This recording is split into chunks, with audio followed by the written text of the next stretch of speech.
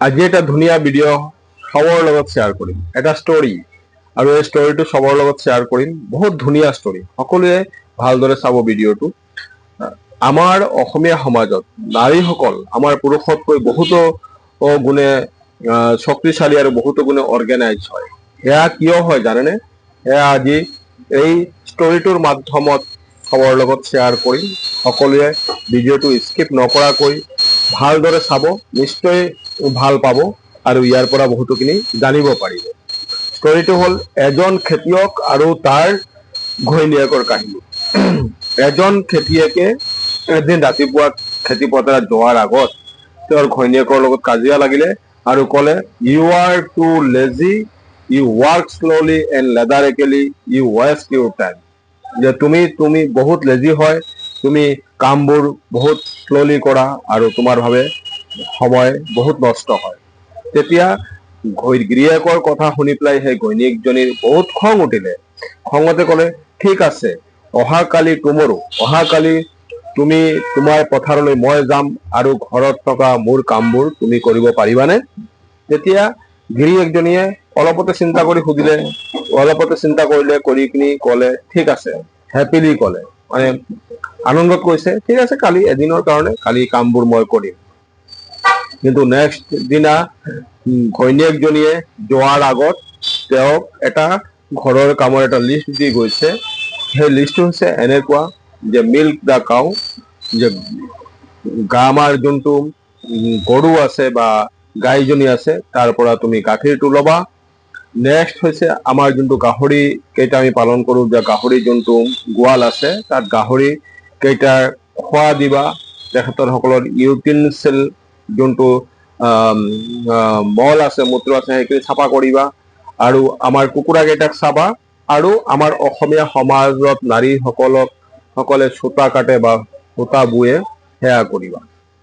তো গিৰিয়েকে ক'লে, ঠিক আছে, হ'ব। নেক্সট ডে মৰ্ণিং যেতিয়া ঘৈণীয়েকজন পথাৰলৈ গুচি গ'লে, তেতিয়া গিৰিয়েকে প্ৰথম কাম যে গাখীৰটো ল'ব। তেতিয়া তেওঁ এটা ভেজেল বা বাল্টি লৈ পেলাই গাইজনীৰ ওচৰত গ'লে। যেতিয়া গাখীৰ ল'ব গৈছে, তেওঁ ফাৰ্ষ্ট সেই গাইজনীয়ে তেওঁক এটা কিক মাৰিলে, মানে লাত মাৰিলে। তেওঁ গাখীৰ লোৱা নহ'ল, গুচি আহি গ'ল। নেক্সট কামটো হৈছে তেওঁ পিগাৰী, মানে গাহৰি কেইটাক খোৱা দিব যাব। খোৱা যাবলৈ গৈ গাহৰি যোনটো গোহাল আছে বা গাহৰি য'ত ৰাখে তাত এটা ভীম আছে। ভীমটো যেতিয়া দিব যায়, তেতিয়া মূৰত সেই ভীমটো এটা টাচ হ'ল, মূৰত সেই ভীমটোৰে দুখ পালে বা আঘাত পালে।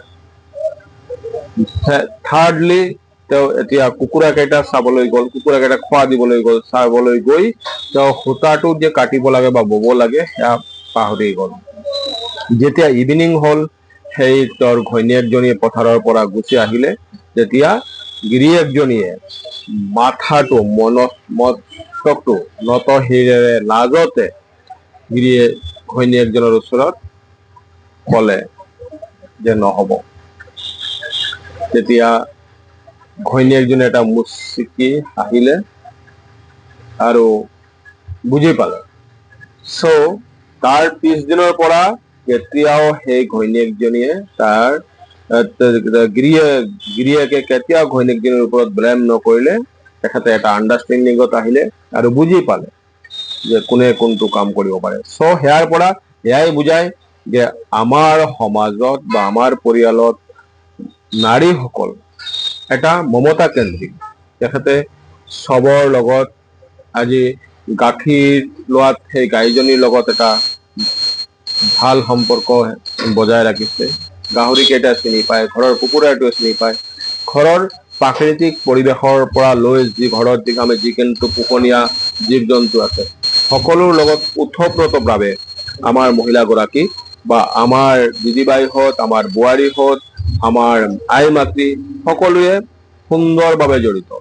আৰু তেখেতসকলৰ লগত এটা ভাষাটোও চিনি পায়, যোনটো আমি এই আমাৰ মতাবিলাকে হয়তো মাহত এদিন গাই গৰুটোৰ ওচৰত গ'লে বা সেই ঘৰত পোহনীয়া জন্তুটোৰ ওচৰত গ'লে চিনি নাপাব নহয়। চ' ইয়াৰ পৰা এয়াই বুজি পাওঁ, আমাৰ সমাজখন বা আমাৰ পৰিয়ালখন বা আমাৰ দেশখন বা আমাৰ ল'ৰা ছোৱালীক মানুহ কৰাৰ ক্ষেত্ৰত লৈ আমাৰ মহিলাসকল পুৰুষতকৈ বহুতো গুণত আগত আছে। চ' সকলো মহিলাক চেলুট আৰু আমাৰ সমাজখন আগুৱাই লৈ যোৱাৰ ক্ষেত্ৰত অগ্ৰগণী ভূমিকা লোৱাৰ বাবে চ' বেষ্ট অফ লাক। সকলো আই মাতৃকে প্ৰণাম জনাইছো। Best of luck.